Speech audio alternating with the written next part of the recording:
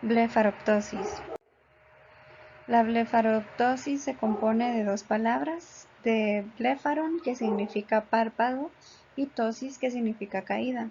Entonces la unión de estas dos palabras hace el concepto de caída del párpado. Es un trastorno común y complejo y se relaciona con la edad, con trastornos neurológicos y en ocasiones con trastornos sistémicos. La anatomía aplicada a párpado superior. Pues el párpado superior está estructurado por partes anteriores y posteriores y tenemos enumeradas 9 de ellas.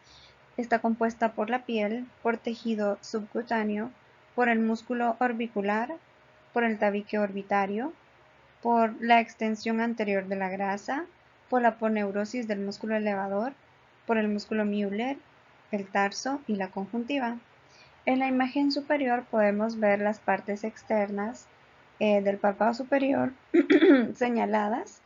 Tenemos señalada el tarso, el músculo orbicular, la conjuntiva, el borde palpebral y obviamente el párpado. Y en la parte de abajo tenemos un corte en donde vemos la anatomía de estas estructuras. Eh, Podemos ver cómo está señalado el músculo elevador del párpado, el músculo de Müller, el tarso, la aponeurosis del músculo elevador, la grasa preaponeurótica, el septum y el techo orbitario. La piel es una capa externa y delgada, mide 0.6 a 1 milímetros, se extiende desde la ceja hasta el margen del párpado superior y esta piel del párpado superior tiene constituido pliegues o un pliegue específico. Este pliegue es una capa de piel doblada de tejido subcutáneo y de músculo orbicular. Se mide cuando el paciente tiene la mirada en posición primaria, que es hacia el frente. En hombres este pliegue mide de 7 a 8 milímetros y en las mujeres este pliegue mide de 8 a 12 milímetros. Cuando se encuentra en exceso se denomina dermatocalasia. En la parte superior tenemos una imagen con mediciones comparativas de la piel periocular y podemos hacer una diferencia con estas mediciones que la piel del párpado superior es más delgada que la inferior, midiendo 1 milímetro de grosor, mientras el párpado superior mide 2.19 milímetros. En la imagen inferiores tenemos dos imágenes, la A y la B. La A está señalada con una flecha roja y una flecha negra. La flecha negra está marcando el pliegue del párpado superior plegado por piel y la flechita roja ya está mostrando el tejido subcutáneo y del músculo orbicular. Y la imagen B muestra cómo esta piel este pliegue está en exceso, por lo que este paciente tiene una dermatocalasia. El músculo orbicular de los ojos es la segunda capa del párpado, es responsable de cerrar el párpado y de las expresiones faciales. Tiene una porción palpebral, que es la que va a recubrir los párpados, y una porción orbitaria, que está compuesta de fibras musculares. La porción palpebral va a corresponder a la región central del músculo y ocupa ambos párpados. Y la porción orbitaria se va a insertar sobre los bordes del surco lagrimal, el hueso maxilar y el lagrimal. Y en esta imagen lo podemos ver un poquito más claro. El tabique orbitario es una capa fibrosa, es fina, es traslúcida, blanca y multilaminar.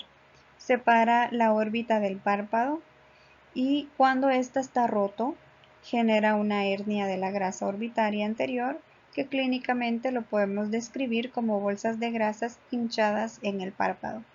En la imagen superior tenemos un corte de la anatomía en donde se encuentra este tabique orbitario que está señalado acá, y en la imagen inferior como cuando se rompe, como lo podemos ver en la clínica. Podemos ver que esta paciente tiene bolsitas de grasas en el párpado superior e inferior.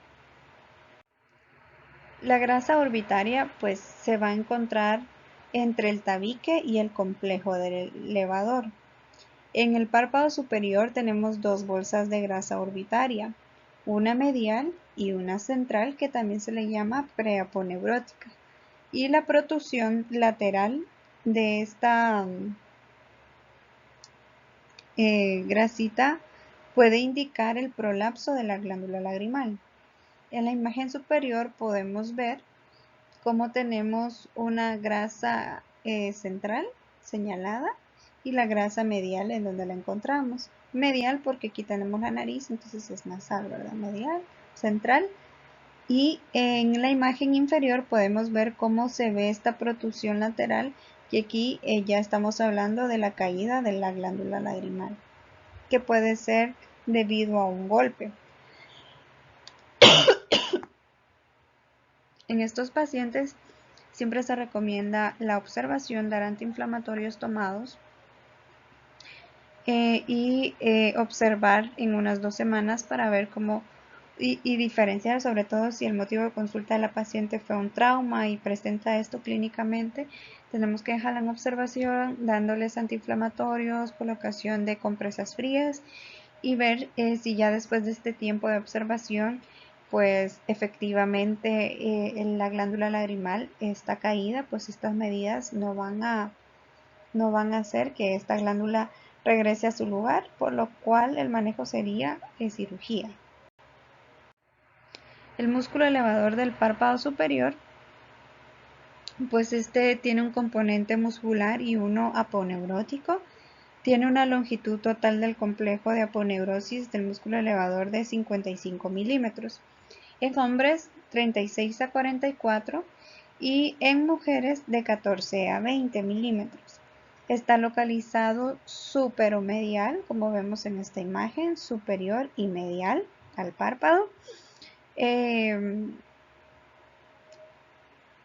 con superior y medial al recto superior, con el que comparte una vaina en común.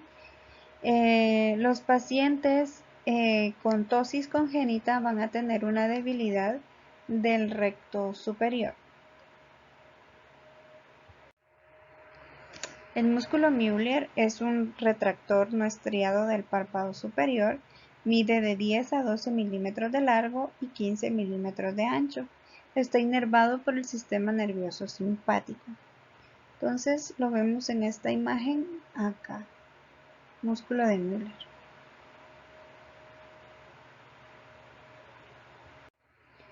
¿Cómo se clasifica la blefaroptosis? Las categorías pues son varias, tenemos que pueden clasificarse como blefaroptosis congénitas, adquiridas y pseudotosis. Las blefaroptosis congénitas se pueden subdividir en miógenas y neurogénicas. Las miógenas básicamente están descritas por distrofias del músculo elevador, por miastenia gravis o blefarofimosis. Y las neurogénicas están dadas por parálisis congénita del tercer par, por síndrome de Horner, por ptosis de guiño de mandíbula Marcus-Gunn.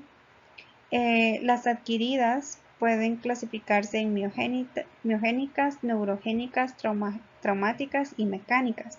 Cuando se hablan de adquiridas miogénicas, están hablando de miastenia gravis, distrofia miotónica, oculofaringia y crónica progresiva y una oftalmoplegia externa. Cuando están hablando de neurogénicas, están hablando de parálisis del tercer par y síndrome de Horner, como en la congénita. Las traumáticas pueden ser temporales o permanentes.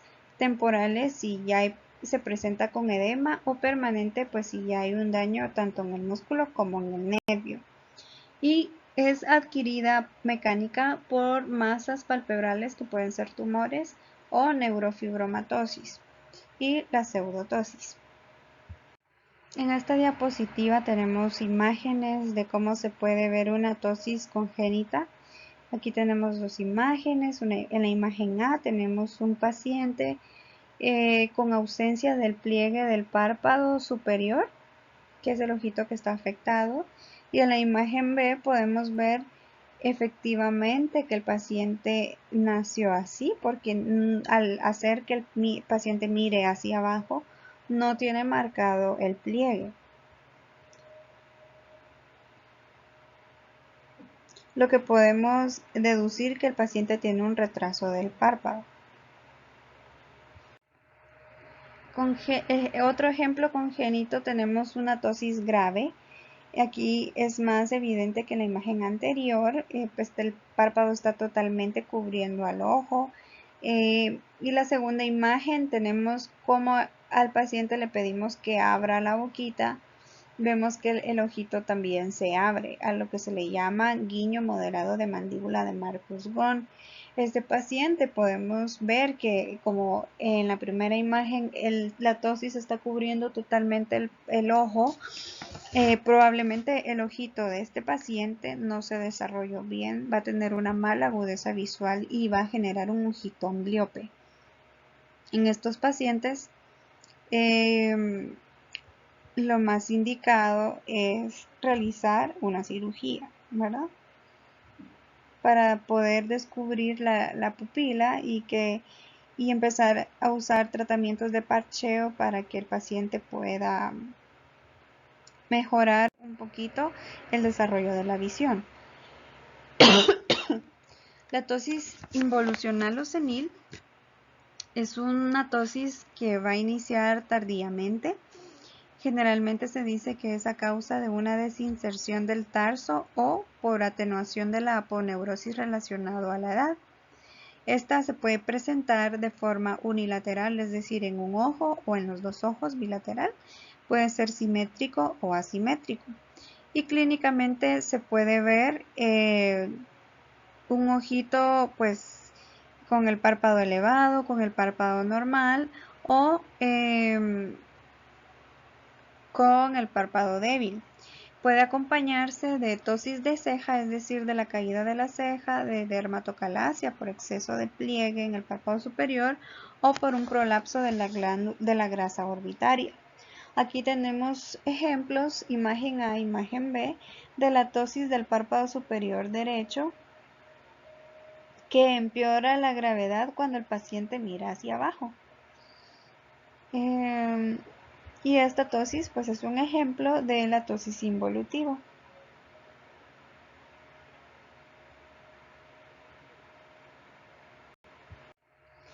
Pseudotosis pues es de etiología diversa. Puede ser por una dermatocalasia, por un enoftalmos ipsilateral, es decir, de un mismo lado, o por exoftalmos contralateral del ojo contrario, retracción del párpado contralateral, regeneración mal dirigida del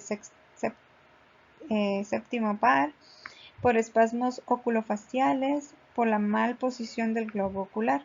Aquí tenemos tres imágenes de tres casos de pseudotosis. La imagen A es una tosis de párpado superior del ojo derecho con dermatocalasia y de tosis de ceja.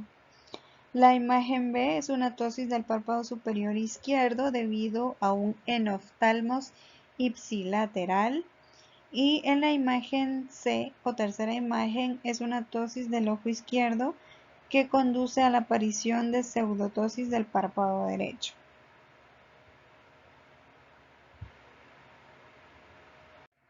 ¿Cómo es la evaluación para los pacientes que tienen tosis? Pues tenemos que hacer una historia clínica preguntando los síntomas, la edad en que apareció la tosis, la progresión de esa tosis, la importancia funcional, es decir, si esta tosis está afectando la vida diaria del paciente. Tenemos que diferenciar bien entre una tosis y una pseudotosis.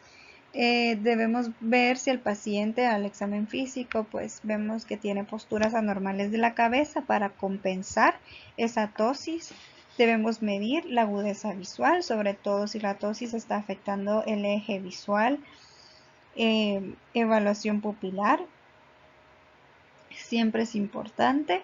La motilidad ocular, ver siempre los movimientos del ojito y el fondo de ojo. En la imagen anexa tenemos imagen A, imagen B, imagen C. En la imagen A tenemos una elevación compensatoria de la cabeza en un niño que lo hace para despejar el eje visual que está oscurecido debido a una ptosis bilateral grave.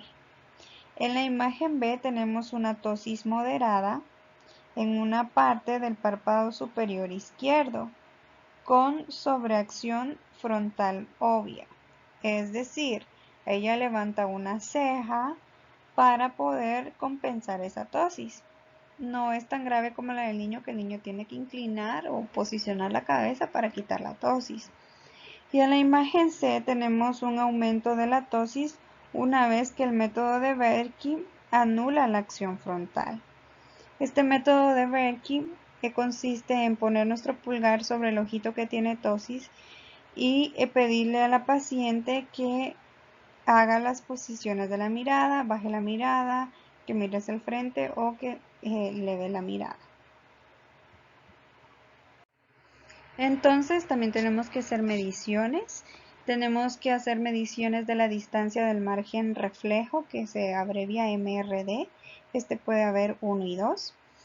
Podemos hacer la medición de la altura de la fisura palpebral, que se abrevia PFH.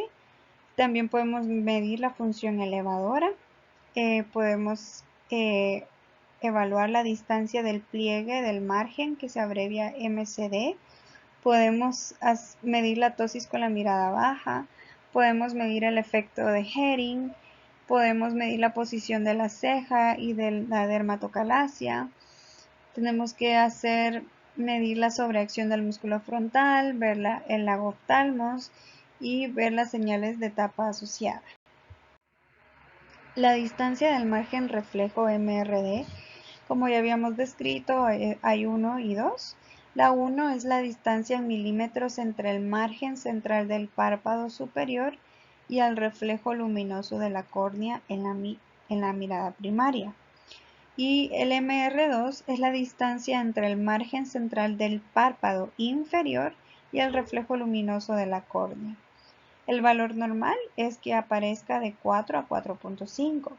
Si está menor a 2 se le considera leve, si está de 3 se le considera una ptosis moderada y si está en 4 más se le considera una ptosis severa.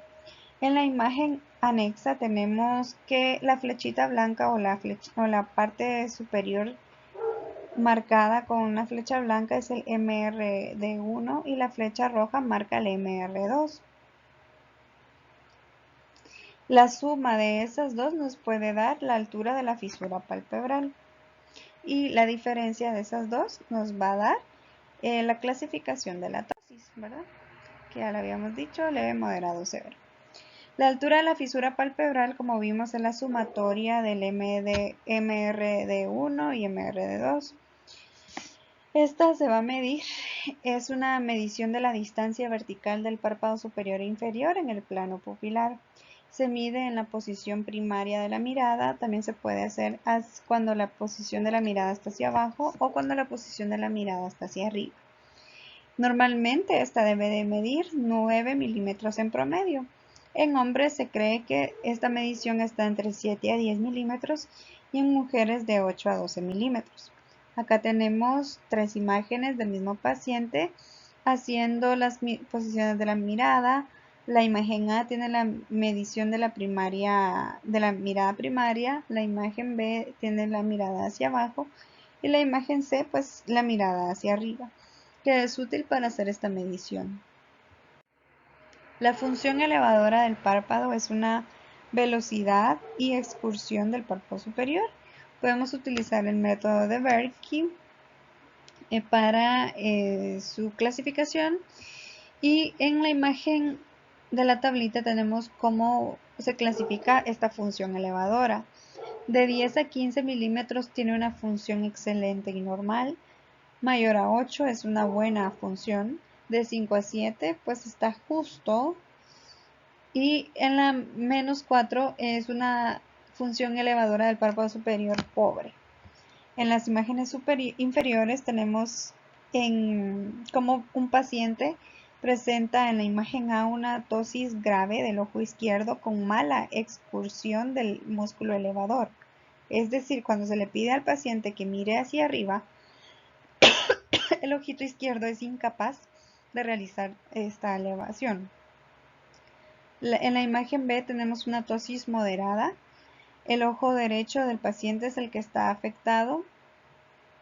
Perdón, el ojo derecho del paciente tiene una buena excursión del músculo elevador porque se le está pidiendo que mire hacia arriba, pero sí vemos que coincide.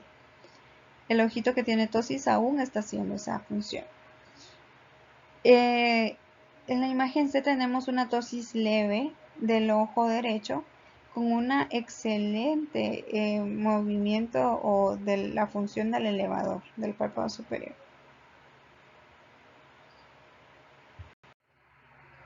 Efecto Herring, pues este se debe hacer en casos de tosis unilateral o asimétrica. Acá se debe utilizar fenilefrina al 2.5% y pues sucede cuando el párpado más tósico está elevado. El párpado contralateral puede caer sustancialmente. Un efecto de Herring prominente va a indicar la necesidad de realizar una corrección de la tosis bilateral para evitar tosis contralateral postoperatorio. En las imágenes inferiores tenemos A, B y C. La A es una tosis del párpado superior izquierdo antes de que se instalara la prueba de fenilefrina al 2.5. Vemos que sí, el ojito izquierdo se ve un poquito más caído que el derecho. En la imagen B y la imagen C ya tenemos esta instalación de fenilefrina. Vemos que el ojito izquierdo mejora la tosis después de la instalación de la fenilefrina.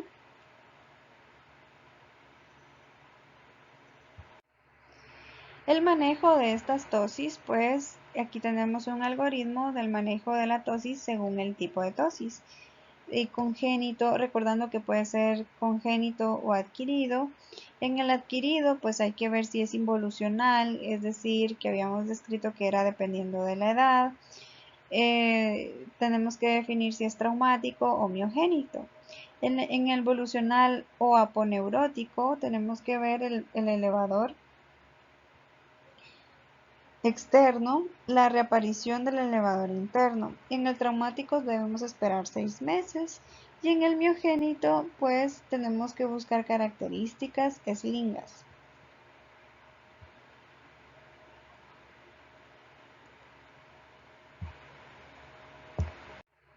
El manejo según el grado de tosis podemos ver leve, moderado y severo.